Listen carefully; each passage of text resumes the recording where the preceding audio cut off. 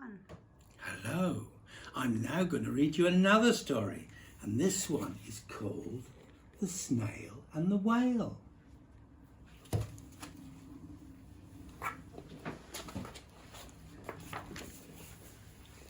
This is the tale of a tiny snail and a great big grey-blue humpback whale.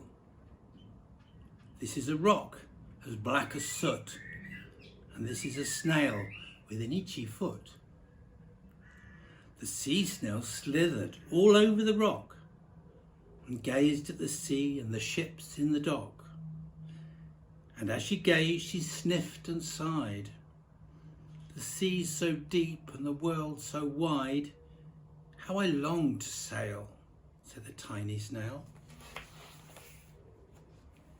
These are the other snails in the flock, who all stuck tight to the smooth black rock, and said to the snail with the itchy foot, "Be quiet, don't wiggle, sit still, stay put." But the tiny sea snail sighed and sniffed, then cried, "I've got it, I'll hitch a lift."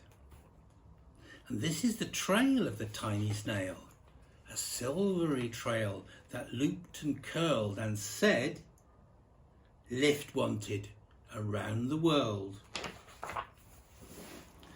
And this is the whale who came one night when the tide was high and the stars were bright, a humpback whale, immensely long, who sang to the snail a wonderful song of shimmering ice and coral caves and shooting stars and enormous waves.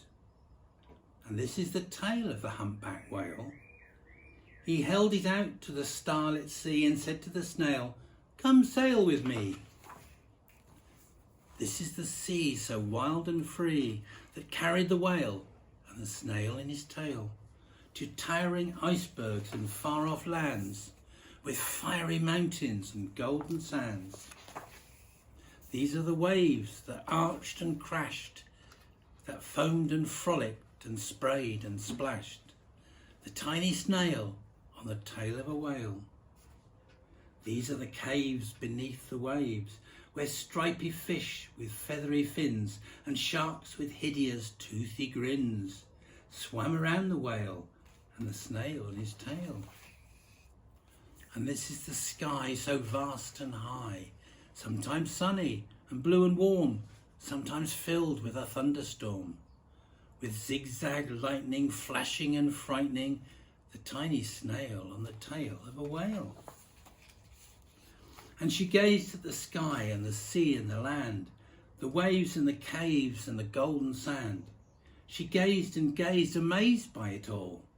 And she said to the whale, "I feel so small." And then came the day the whale lost his way.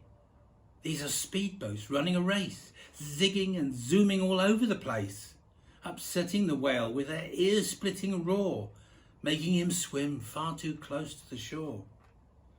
And this is the tide slipping away. And this is the whale lying breached in the bay. "Quick, off the sand, back to the sea," cried the snail. "I can't move on land.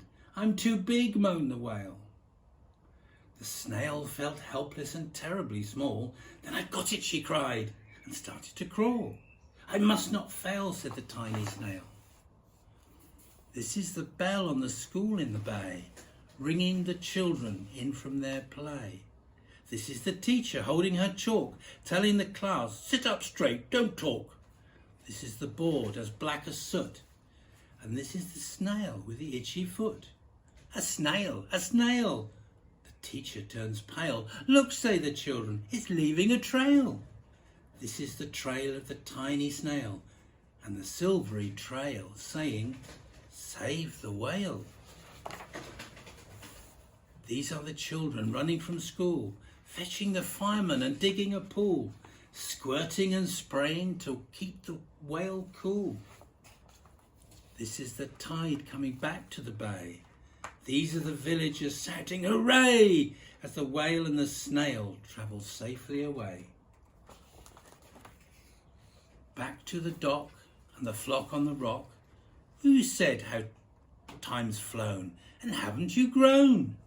And the whale and the snail told their wonderful tale of shimmering ice and coral caves, and shooting stars and enormous waves, and how the snail, so small and frail, with her looping, curling and silvery tail, and then the humpback whale held out his tail, and on crawled the snail after snail after snail.